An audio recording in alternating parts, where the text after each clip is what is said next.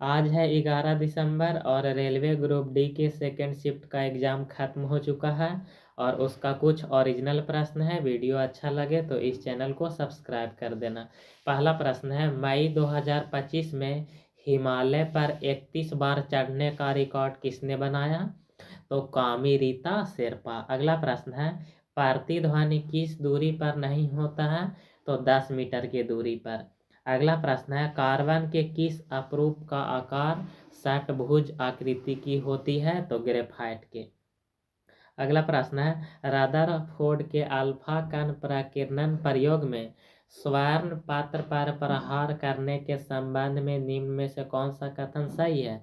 तो अधिकतर कण सीधे चले जाते हैं तथा कुछ मुड़ जाता है, यानी ऑप्शन नंबर बी सही आंसर है। अगला प्रश्न है, चीनी को पानी में मिलाया जाता है तो क्या होता है? तो चीनी अस्थायी रूप से घुल जाती है। 2025 विश्व एक्वेटिक्स चैंपियनशिप कहाँ आयोजित की गई थी? तो सिंगापुर में। अम्ल और क्षार में कौन सा गुण समान होता है? तो दोनों विद्युत अपघटन में विद्युत का संचालन करता है, यानी ऑप्शन नंबर बी सही आंसर है। शरीर में वृद्धि किस हार्मोन के कारण होता है? ये एक प्रश्न पूछा गया था। और अगला प्रश्न पूछा गया था, अंतर्राष्ट्रीय आलू केंद्र का दक्षिण एशिया क्षेत्र केंद्र कहाँ स्थापित किया जा रहा है? तो उत्तर प्रदेश के आगरा के सिगना नामक स्थान पर। अगला प्रश्न है, एसबीआई ने लखपति बनाने हेतु कौन योजना शुरू की है? तो हर घर लखपति योजना शुरू किया है। किसी पिंड का भार पृथ्वी से चांद पर जाने पर क्यों कम हो जाता है? तो चांद का गुरुत्वाकर्षण बल पृथ्वी से कम होता है, इसीलिए। अगला प्रश्न है, 12 अप्रैल 2025 को 131वां स्थापना दिवस किस बैंक ने मनाया? तो पंजाब नेशनल बैंक। एक बंदूक और गोली पर प्रतिक्रिया बल समान होता है, फिर भी बंदूक कम विस्थापित क्यों होता है? तो ऑप्शन पहला है, क्योंकि बंदूक का द्रव्यमान बहुत अधिक होता है, ये भी सही है। अगला ऑप्शन है, क्योंकि गोली हल्की होती है, ये भी सही है।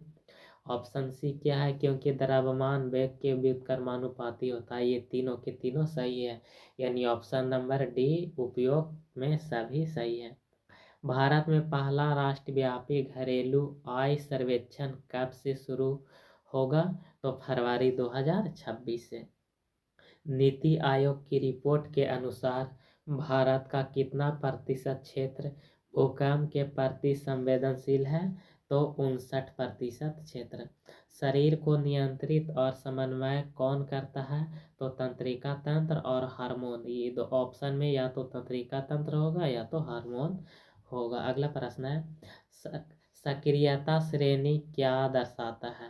तो धातु की क्रियाशीलता क्रम को दर्शाता है। अगला प्रश्न पूछा गया था कि किसको गर्म करने से बूझा चूना प्राप्त होता है?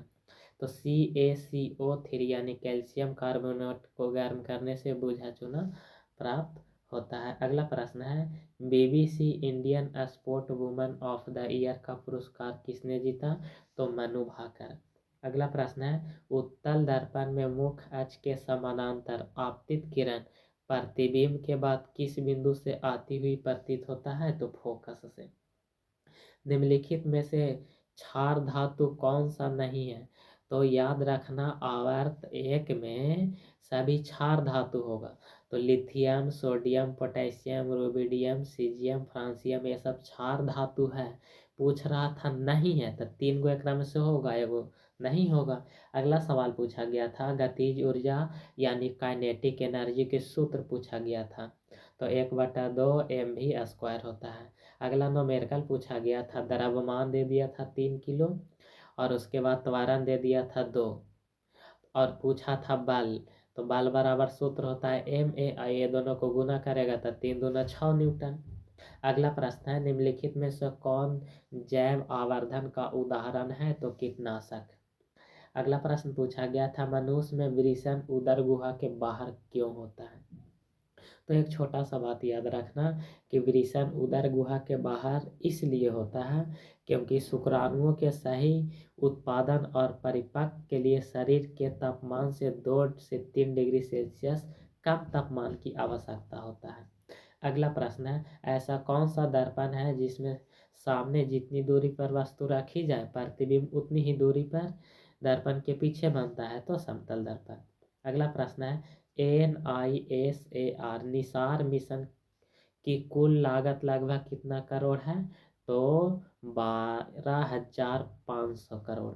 अगला प्रश्न है, मार्च 2025 में कौन नीति आयोग के नए पूर्णकालिक सदस्य नियुक्त हुआ? तो उस व्यक्ति का नाम है राजीव गौबा, यानी ऑप्शन नंबर बी सही आंसर है। वर्ष 2025 से 26 के केंद्रीय बजट में भारत के रक्षा मंत्रालय के लिए कितना बजट आवंटित किया गया था? तो किया गया था कितना आवंटित, यानी ऑप्शन नंबर बी सही आंसर है। अब याद रखना कितना, 6,91,10,000 6,81,210.27 करोड़ आवंटित किया गया था। अगला प्रश्न है, 2024 से 2025 का UEFA चैंपियन लीग खिताब किसने जीता? तो जीता था पेरिस सेंट जर्मन। अगला प्रश्न पूछा गया था, 2025 का Laureus world sports woman of the year पुरस्कार किसे मिला? तो यह पुरस्कार मिला था सिमोन बाइल्स को, यह पुरस्कार मिला था। 26 जनवरी 2025 को कौन सा गणतंत्र दिवस मनाया गया? तो 76वां गणतंत्र दिवस मनाया गया।